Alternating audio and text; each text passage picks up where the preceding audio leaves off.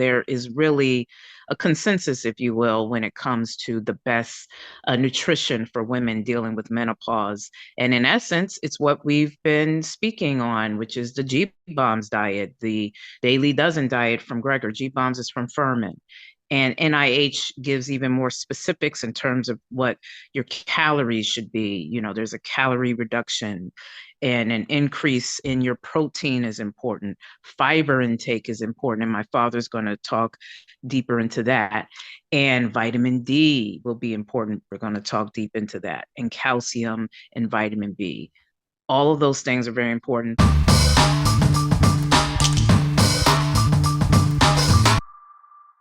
Hey, what's up? It's another day and it's another Brewer Report. Thank you so much for joining us.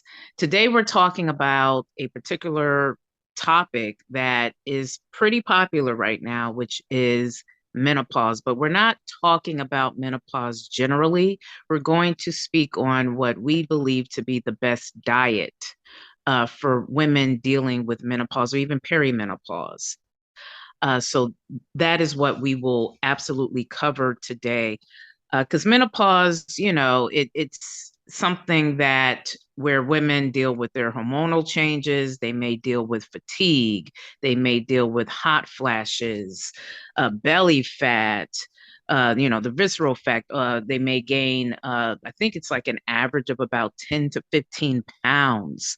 So, menopause can definitely be extremely difficult for women. And me as a woman, I definitely want to take in the knowledge of what will be the best diet to minimize those symptoms. Because the reality is, menopause is a natural part of life. It's a natural part of getting older, but you want to age gracefully.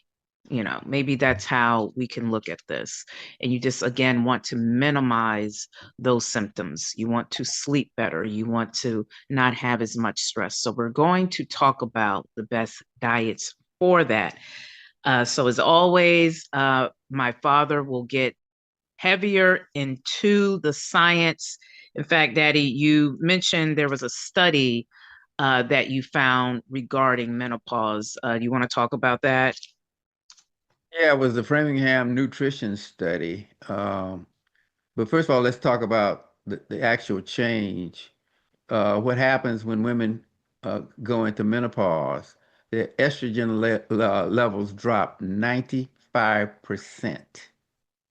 Wow. And what they have found is with this hormonal change is that it doesn't just go down to 90, in other words, it doesn't drop to 95% if you are obese. What they found was the fat cells start to produce more estrogen, which causes other health risk. Um, and so the Framingham study showed that women in with high caloric diets, rich in fat, containing alcohol, alcohol is also a problem, and less fiber and micronutrients used for 12 years, if that was your diet for 12 years prior to menopause, it will increase the risk of abdominal obesity and the metabolic syndrome threefold. So if you went on a lower diet, a calorie diet, which is not eliminating fast foods, increasing the vegetables, eating some fish, fruits, and vegetables, it was a protection against obesity. Now, obesity becomes a problem when you have menopause, and we're going to get a little bit deeper into that. But that's in essence what that study said. And but when you have obesity, you have an increased risk of cancer in postmenopausal women because of that increase in estrogen at that stage of your life. So that's why it's extremely important that you keep the estrogen levels down and that you lose weight. But we'll talk more about that later. Right. And as many of you know, or who have been listening to our show, and thank you so much, as always, for listening. And please, if you can, be sure to like, comment, and subscribe. I didn't say that at the top, but you've probably heard us mention doctors such as Dr. Fuhrman, Dr. Greger, and you've heard us mention the great NIH. They have recommendations when it comes to women who are dealing with menopause, and they all pretty much are saying the same thing. So there is really a consensus, if you will, when it comes to the best nutrition for women dealing with menopause. And in essence, it's what we've been speaking on, which is the G Bombs diet, the Daily Dozen diet from Greger. G Bombs is from Fuhrman. And NIH gives even more specifics in terms of what your calories should be. You know, there's a calorie reduction, and an increase in your protein is important. Fiber intake is important. And my father's going to talk deeper into that. And vitamin D will be important. We're going to talk deep into that. And calcium and vitamin B. All of those things are very important. But let's get into the specifics, Daddy, about the best nutrition for women dealing with menopause. Okay. Um, First of all, you want to focus on a low glycemic, high fiber carbs diet to balance your blood sugar. You're going to highlight vegetables, whole foods, whole grains, and legumes. Hold that thought, legumes. Uh, here's really a big kicker: fiber. The goal for women on menopause or have menopause is to have 30 to 45 grams per day in fiber. That helps with satiety, in other words, satisfies your hunger, and also helps with your heart health. The standard American diet only provides 10 to 15 grams of fiber. So you can't get there on the standard American diet, period. As And as usual. we stated in our beans podcast, beans are the highest sources of fiber and will increase your life expectancy. So, 1 cup of navy or white beans is 19 grams. So you're almost halfway there with just 1 cup of white beans or 1 cup of black beans, which is 15 grams. All right. So the next thing is fat quality. You don't want saturated, you want unsaturated. So what does that mean? You want omega-3, which is flax seeds, chia seeds, wild caught salmon. We haven't discounted meat all the way. Uh, Walnuts and tofu. These are the top 5 per gram foods in terms of omega-3. And then we'll get into the vitamins here in a minute. So yeah, it's all about having those good fats, that omega-3. You can, I know we're going to get into vitamins, but I know that there are some supplements out there for omega-3, correct? Like I've taken some that are actually vegan.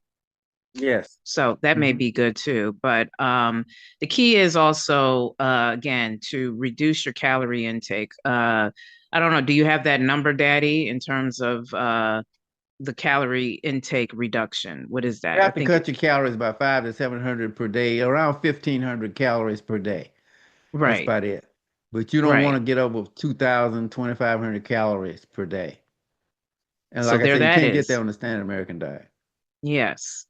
And again, it's in essence the G Bombs diet. We have been saying it. And the G Bombs diet, if we want to kind of summarize what my father said, he mentioned the fiber, but it's again greens, beans, onions, mushrooms, berries, and seeds, and we add plus nuts.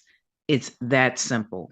That is what you should do if you are a woman who is dealing with perimenopause or menopause, because it should also be emphasized that the earlier you eat properly, the easier your symptoms will be once you hit actual menopause. I believe Dr. Fuhrman said that. But let's get Yes. into the vitamins. Okay, so one of the worst symptoms of menopause is osteoporosis. In other words, you start to lose calcium. And what they found is that vitamin D deficiency is widely prevalent among menopausal women, especially in America, standard American diet. About 50 to 80% of the total number of menopausal women are deficient in vitamin D. Now, this Wow. becomes a problem, especially for women of color. Okay. And we'll get into how they overcome that. But Because vitamin of the D melanin, is because of our critical. because of our melanin, right? Yeah, That's because of why. our melanin. Yeah. Yes. But vitamin D is critical for the absorption of calcium and phosphorus from the small intestines to promote new bone production and calcification. In other words, your body's not even absorbing the calcium without the vitamin D. So a Wow. double-blind controlled trial found that 40,000 international units of vitamin D given weekly to 80 postmenopausal women significantly improve their vaginal maturation index, pH, and vaginal dryness. You know, vaginal dryness is a problem during menopause. Yes. So, what they found was that oral and suppository vitamin D were safe and effective solutions.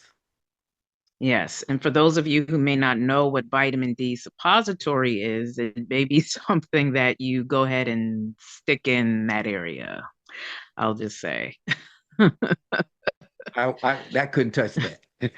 Yes, because actually I saw a clip because we're focused on diet today, but I did see a clip from Gregor who spoke on how women can delay menopause, and the three-letter word is part of that, apparently, according to one study. So keep it I don't want to say something disrespectful, but keep it I don't want to say. So just keep it lively down there. I'll say that. Okay, so what they found was that when they did a supplementation study of 57,403 postmenopausal women, they found out that vitamin D supplementation may reduce the risk of breast cancer in hormone therapy, replacement therapy users for menopause. And so, because hormone therapy, we'll get a little bit more into that in the connection between that and diet. So, we recommend that you supplement with vitamin D. And we recommend Dr. Connell's advanced vitamin D with magnesium because you need magnesium in order to absorb the vitamin D.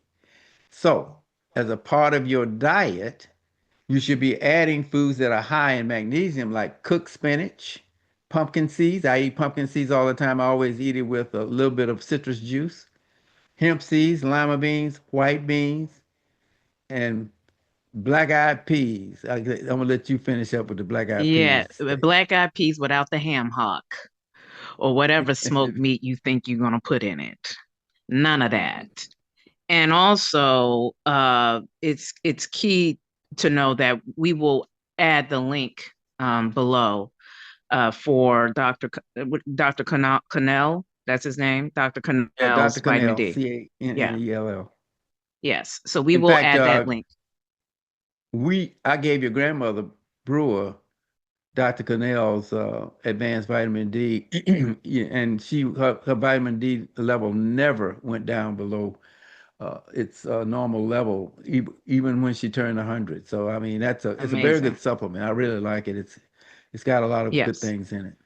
And I take that supplement. It's a good one.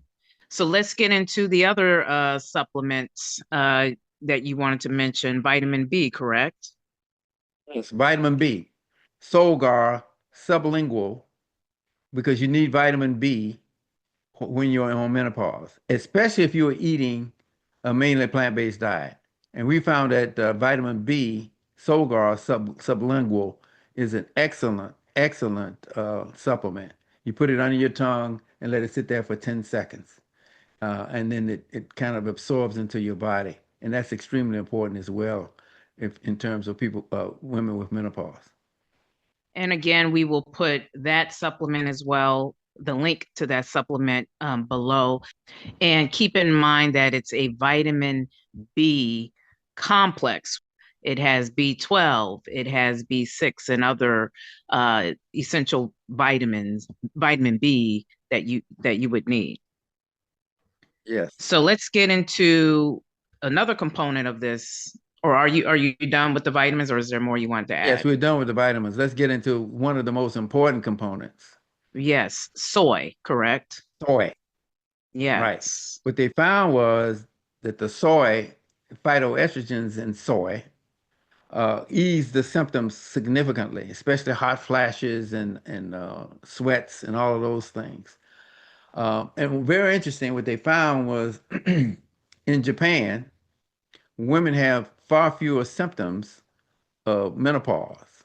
Of course, they have a very high soy diet. Mm. Um, and so they in fact there's no word for it was until recently was no word for hot flash in Japan Wow. because their symptoms were so low. Mm. But the Japanese women treat menopause as a natural transition in life. They don't treat it as some kind of condition or disease. It's not a disease anyway. They treat it as a natural transition in life. Which And is what I because of said at their the top. high, Sorry, say, that's what I said at the top. Remember how it's a natural part of a woman's aging. It's just a yes, matter of aging gracefully. it is. And that's how they look at it. So there's a certain psychological aspect to how they handle menopause. But they are heavy into soy, okay? Edamame beans, tofu, tempeh, etc. And so we're going to recommend, unless you're allergic to soy, that you include whole food soy in your diet in order to overcome the symptoms of menopause. In fact, there is a study that Gregor mentioned regarding soy milk, correct? I believe there was a reduction there.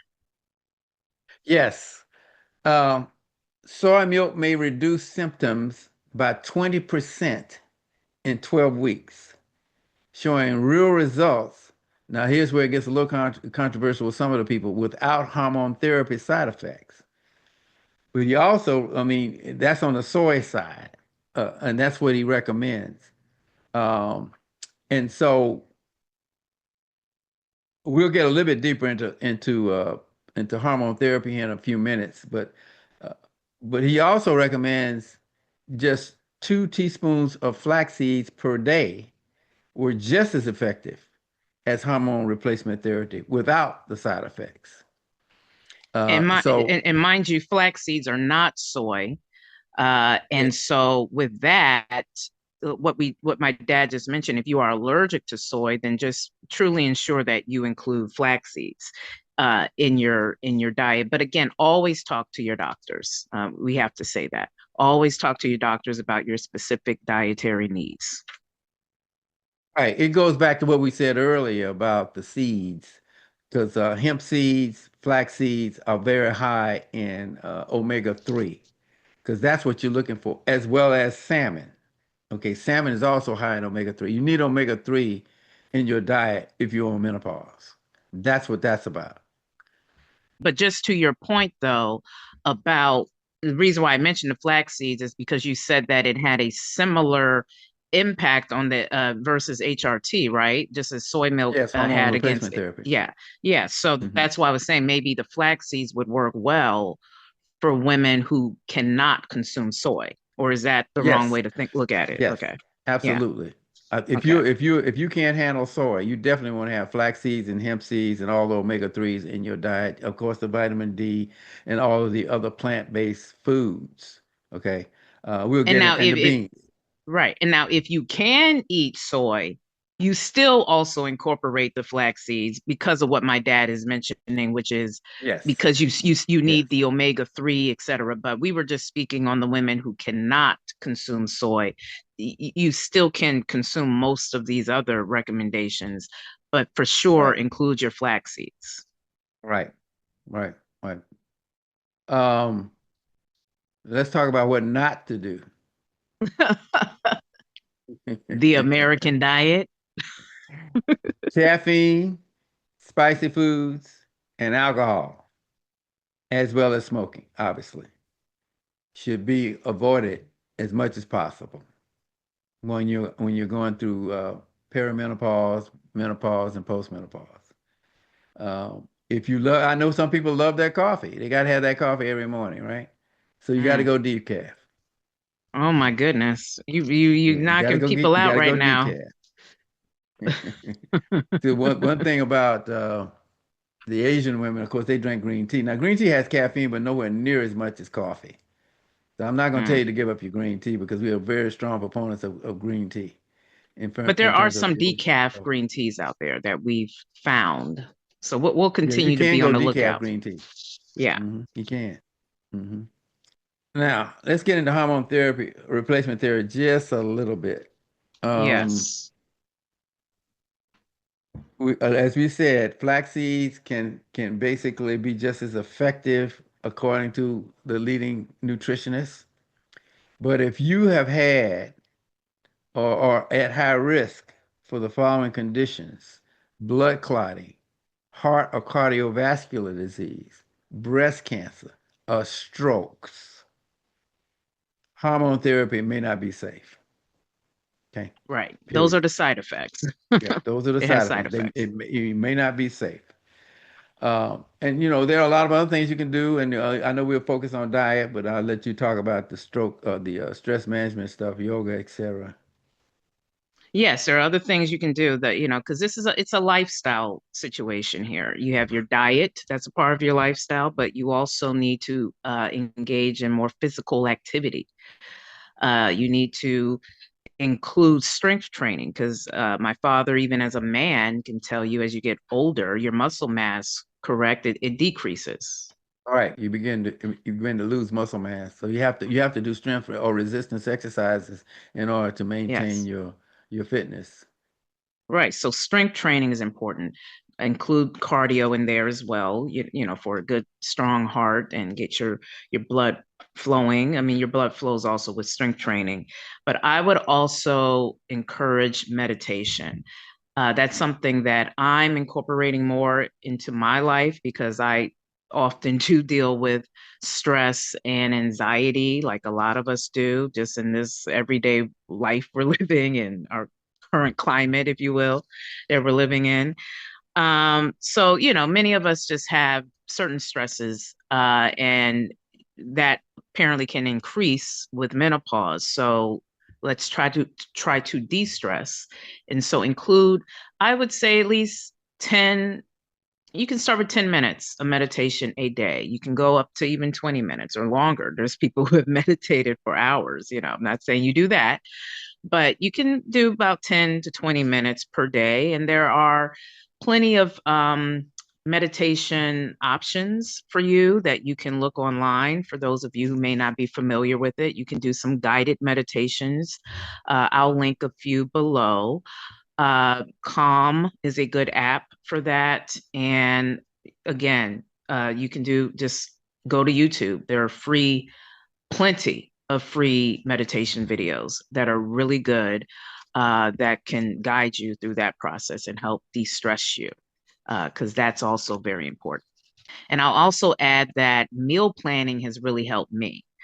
I'm a working woman, and I was finding that I was really becoming stressed trying to think of, even though I follow the nutritarian plan and I'm a flexitarian and understand G bombs, but it can get a little stressful trying to put all that together during the week. So meal planning to me helps, again, de-stress you, helps organize you. When you're organized, you take away some stress. And to me, it helps you to focus and understand more. Okay, these are or see better. These are the foods that I know I need to minimize my menopausal symptoms. I have my flax seeds in this meal. I have my beans, I have my mushrooms. You can organize it when you have meal planning. So that's also a tip when it comes to just your lifestyle changing. It's not difficult, it's just now you can better plan and incorporate just a better lifestyle for yourself. So now you have a better diet, you have your exercise, and you have your spiritual, you're becoming more centered spiritually, in terms of, engaging in meditation and also engaging with your community if you go to church and things like that. Yeah, absolutely, Stacey. You're absolutely correct. I mean, lifestyle counts, your mental state counts, your emotional state counts, because you get so depressed. I mean, I'm not a woman, so I can't tell you what that feels like. But obviously, menopause causes depression. And so you need to work in addition to diet. Diet is clearly a large part of minimizing the symptoms, but you also have to get some fresh air. You have to get out of the house. You can't sit in the house. There Yeah, are a you lot can't of be things that you have sedentary. to do in order to work your way through menopause. Absolutely.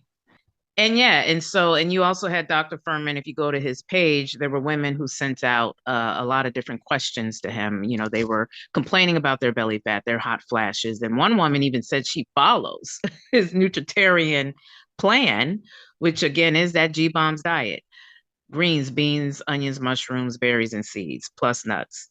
And so I thought that was kind of interesting that she actually follows his plan, but she said, why am I getting hot flashes? Because she said she had lost weight. So there were some benefits for her, but she was still getting these hot flashes. But that's when he said, okay, you need to have at least 2 teaspoons of flaxseed. So maybe she was missing some of the omega-3, but like my father has said, the beans are important, and you said soy as well.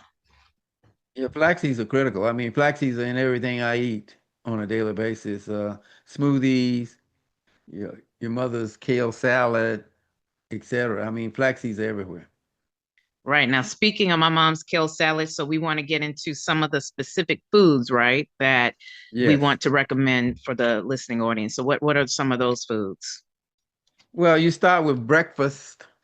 You know, you mentioned a tofu scramble, kind of a not eggs, but a tofu scramble.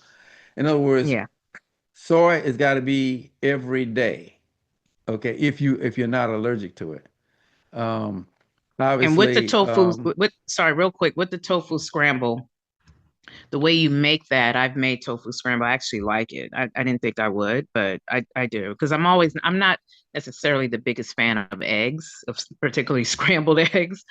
But tofu scramble, I can deal with. One, you would probably want to get extra firm tofu and organic tofu.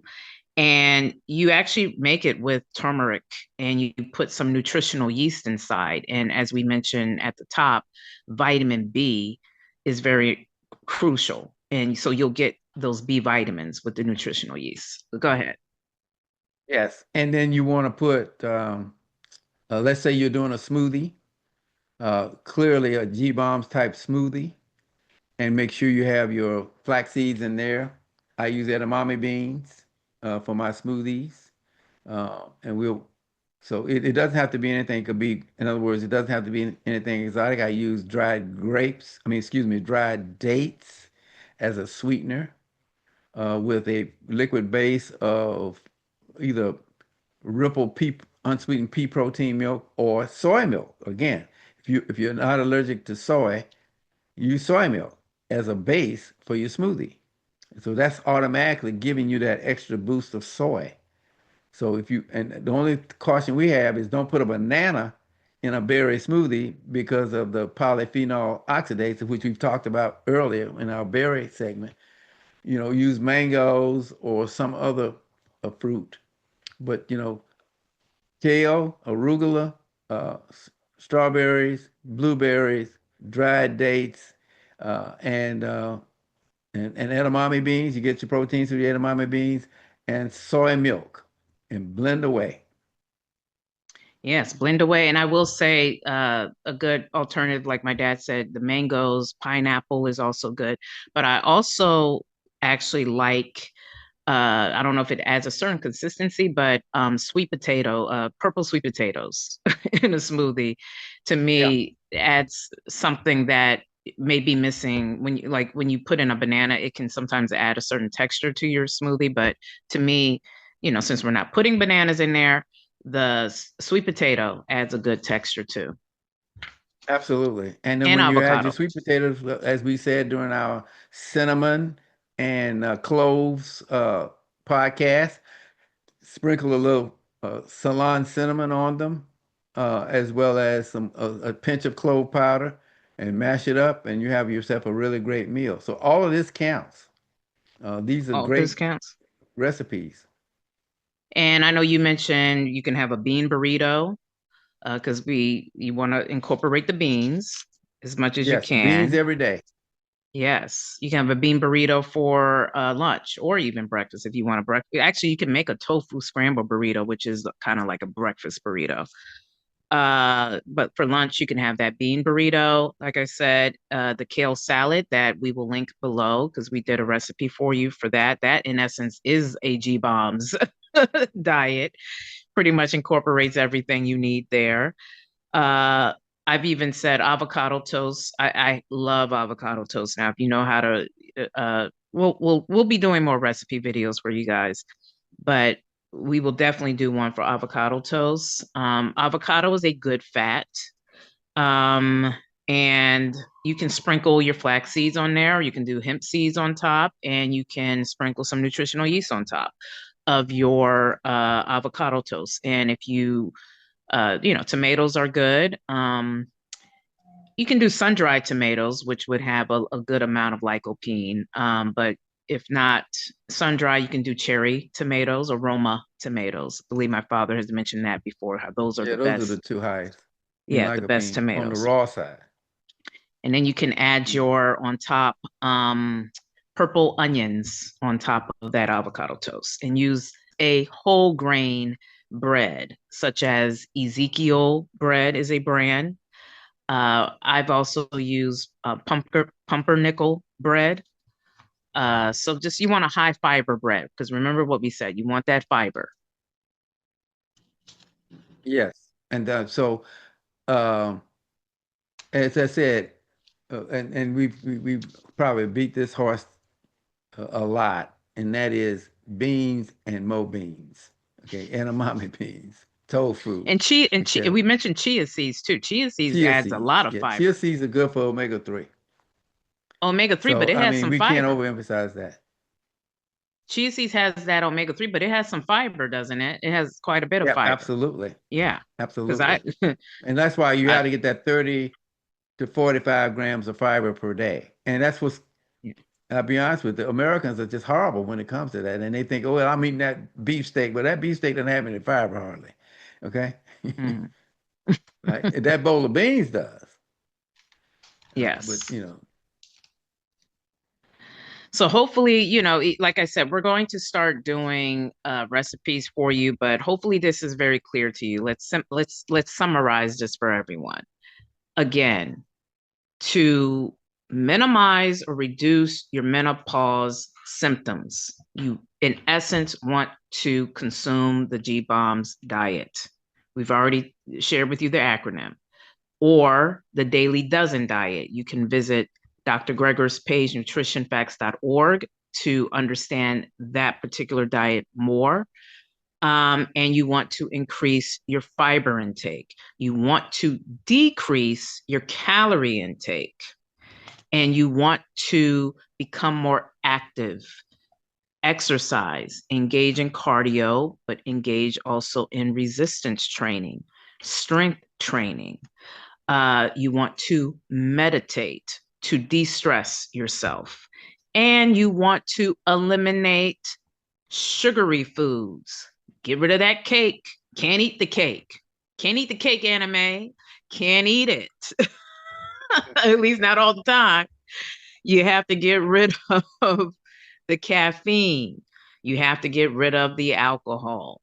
And please, please, please get as much rest as you can. Hopefully, actually, with you changing your diet, you are going to get better rest, actually. In fact, my father and I talked about my grandfather, my paternal grandfather, his father, how he encouraged a better diet at the schools because he felt it affected the children's behavior, correct? So, yes. you Yes. know, diet And if you matters. are a woman of color, especially, you clearly have to supplement with vitamin D. Yes. Vitamin Forgot D about is the going to be supplements. extremely critical. Forgot about those supplements. Yes.